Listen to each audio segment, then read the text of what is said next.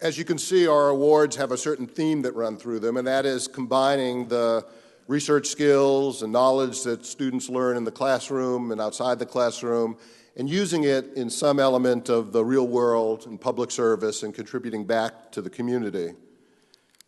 I think the awardees and the people for whom they were named would be very proud of our alumni speaker today. She's making a difference despite some substantial obstacles of her own.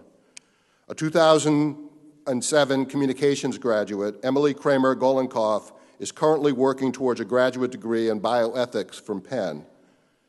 Getting that degree and the skill set that it will provide for her will undoubtedly lead to new heights for Emily, but she's making an impact today as the head and founder of Emily's Entourage, a fundraising and awareness organization raising money for the fight against cystic fibrosis, a disease which Emily herself suffers from. Every day, Emily needs to take upwards of 30 pills and undergo strenuous physical therapy to enable her just to breathe.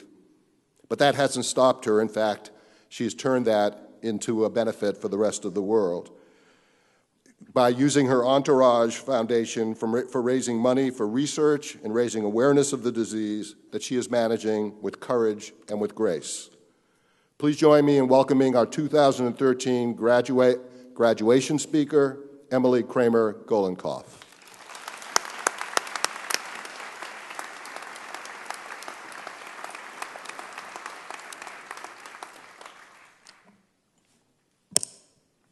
Thank you so much for the introduction and for having me here today. And congratulations to the class of 2013. It is such an honor to join as we celebrate your tremendous accomplishments. So I'm actually going to begin with a bit of a confession. 6 days into my first job, I quit. It was the perfect job, great benefits, salary, people, the full package. The only catch? I was miserable. Friday, on the drive home after my 5th day, I did what I always do in tricky situations. I called my mom. She detected the misery in my voice before I finished my first sentence. "Emily," she interrupted, "just quit." At the moment, the suggestion seemed like a complete impossibility, an annoyingly oversimplified proposal.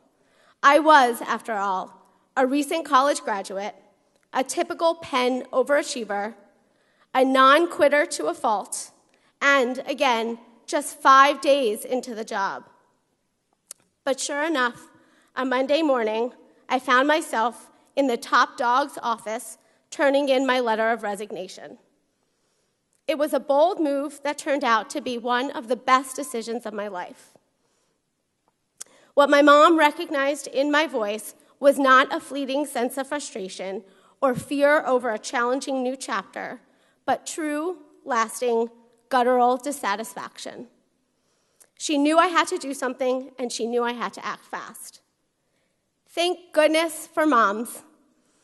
It's appropriate that we're gathered here today celebrating such a momentous occasion on a day that honors our mothers. Happy Mother's Day to my mom and my grandma and all the moms and the grandmas here in person and in spirit today. Thank you for your intuitive guidance, your unconditional love, and for sometimes giving us that push we need to take a leap of faith. So on that 7th day, I woke up jobless. Totally unsure of my decision and confused about where to turn, I sought the guidance of a special mentor and professor from my time here at Annenberg, Dr. Amy Jordan. Her strong support affirmed my decision, and as luck would have it, she happened to have an open research assistant position that she was eagerly looking to fill. You can guess how this story ends, but the point is that it's a happy one. 6 years later, I'm gainfully employed as a social media and video production specialist at Penn Medicine, doing exactly what I want to be doing. But when I turned in that letter of resignation, I could have never known that this is where I'd end up. All I knew is that where I was right then felt totally wrong. So while I'm certainly not advocating that you do a 6-day test run of your first job like I did, I am strongly proposing that you always pay attention to that voice inside you. And when something feels so wrong in that soul-crushing, ever changing, no doubt about it kind of way, I encourage you to listen and do something about it. That was August of 2007. Just a few months earlier, I had the privilege of sitting right where you are in this beautiful auditorium with my family in the audience as I proudly received my Bachelor of Arts from this fine institution. It was an especially meaningful day because in addition to remarkable academic achievement, it was a day that marked something else. We were celebrating the realization of a day my parents never thought would come when they received my diagnosis of cystic fibrosis in 1985. For those of you who aren't familiar, cystic fibrosis, or CF for short, is a progressive genetic disease that primarily affects the lungs and digestive system. It causes thick, sticky mucus to build up in the lungs, leading to life-threatening lung infections. At the time of my diagnosis, life expectancy for people with CF remained woefully short, and quality of life was often even worse. College graduation was but an aspirational pipe dream. Over the past few decades, and especially these past 2 years, there have been groundbreaking treatment advances that are drastically changing the course of CF. But despite the progress, the average life expectancy for someone with CF remains just under 37 years old. You see, the funny thing about CF is that looks are deceiving. Standing here on stage, you probably wouldn't guess that I have advanced stage CF, that I take over 30 pills, 4 insulin shots, and 3 to 4 hours of breathing treatments each day, and that's when I'm healthy. There are no breaks, no days off, no vacations. When I'm sick, I go into the hospital for weeks-long courses of IV antibiotics. But I'm not here today to deliver a sob story, nor am I here to share a textbook tale about overcoming adversity to achieve great success. I can't offer wise words you haven't heard before or advise you on how to use the vast knowledge you've amassed here to change the world. And don't worry, I won't even attempt to broach the topic of leaning in. No, you see, I'm just a regular person, only a few years older than you, a person who happens to have a terrible disease, but whose life is defined by many other things. A person who, just like all of you, graduated here with big eyes and even bigger hopes and dreams and goals for the future. Those dreams were, quite frankly, becoming harder to realize as I found myself getting progressively sicker a few years ago. And that's when, for the first time in my life, it dawned on me. I didn't have to stand by passively as I got sicker and sicker. There was something I could do to accelerate research and grasp onto hope. That something was fundraising. So that's exactly what I did. In December 2011, my family, friends, and I leapt to action and formed Emily's Entourage, a nonprofit organization that raises funds and awareness for CF to help cure CF. The group was a fairly skilled one. We had lots of work experience, a bunch of graduate degrees, even some doctorates. We represented a wide range of industries and natural talent. But between all the skill, perhaps the only ones missing just so happened to be fundraising and nonprofit management. A fundraising nonprofit with no fundraising or nonprofit experience. Go figure.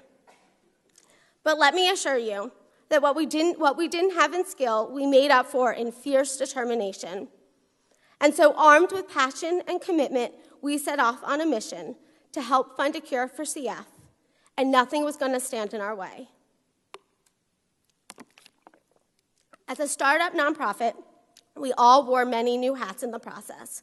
And as the resident Annenberg alumnus of the group, disseminating the message soon became mine. It was a hat I wore proudly. I did what any self-respecting communications major with big dreams, a powerful message, but no budget would do. I turned to social media. How else could we instantaneously reach thousands of people across the globe for free with the simple click of a finger? So that's what we did. We built a website and established a strong social media presence on Facebook and Twitter from the get-go. Our slogan was donate, pass it on, make a difference, and we really meant it. So on December 1st, 2011, we hit send on the email that started it all, and before we could even hit refresh on the computer screen, donations started pouring in. Within 1 week, we raised over $40,000, and that's when we realized we were onto something big. Since then, Emily's Entourage has continued its incredible growth. It's become a labor of love for my family and friends, and our efforts are paying off. In the 17 months since pressing send on that first email, we've raised $500,000.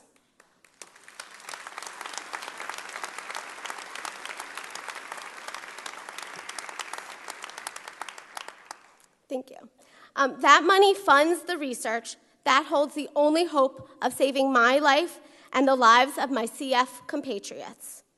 I say that not as a plea for donations, but to explain that this isn't a hobby or a do-good, feel-good charity effort for us. This isn't about dutifully signing a check in support of yet another walk or chairing an event to see and be seen. For me, this is a race against time. This is the fight to save my life and the lives of the 70,000 other beautiful souls who are fighting this disease right by my side. It's painfully personal, it's unapologetically desperate. And it's the only way I know of to productively deal with what it means to be a 28-year-old with big eyes, a bright future, and a fatal disease.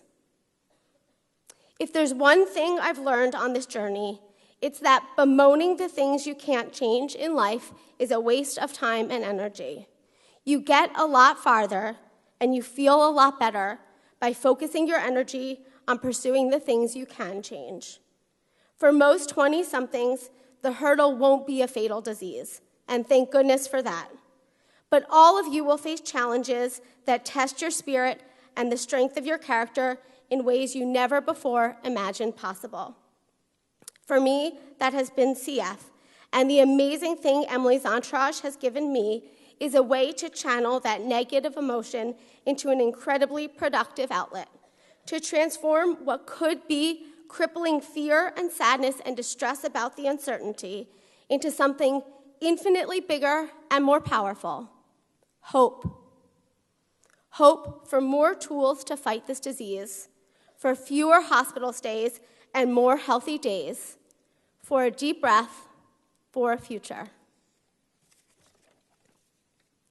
Emily's Entourage has taught me about the importance of charging forward with all your might, but as I'm learning, life is just as much about letting it take you to places you never expected to go. In the spring of 2009, I received an email in my inbox that caught my attention. It was for a lunch event hosted by the Penn Alumni Club, where renowned bioethics professor Art Kaplan was speaking about parental refusal of a child's medical care. On a whim, I signed up, and a couple days later, I found myself seated among an intimate group as Dr. Kaplan began his talk. An hour and a half later, eyes wide, mind blown, and way over my allotted lunch break, I hurried back to work and immediately Googled Penn Art Kaplan. It turns out the talk fell under the broader discipline of bioethics, and there was an entire center at Penn devoted to its study. To nobody's shock more than my own, 4 months later, my application to their nighttime master's program had been submitted, and I was anxiously awaiting final word on whether I made the cut for admission that fall. Mind you, I was still relatively new at my job, finding my grounding as a post-college professional, and working incredibly hard to stay as healthy as possible. Enrolling in graduate school was decidedly not anywhere on my agenda at the time. It just kind of happened.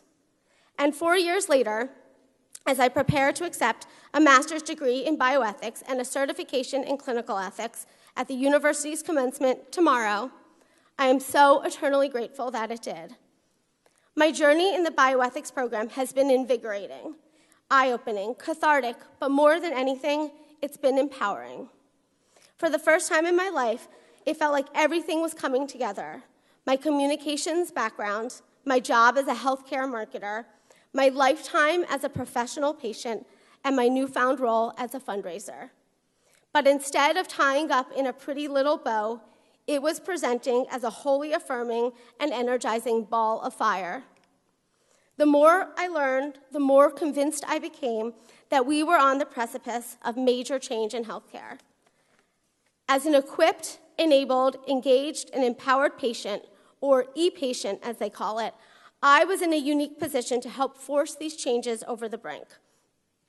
And so began my introduction to patient empowerment and the e-patient movement. I'm telling you, I was like Alice in Wonderland. The deeper I fell, the more spellbound I became. I had found my calling.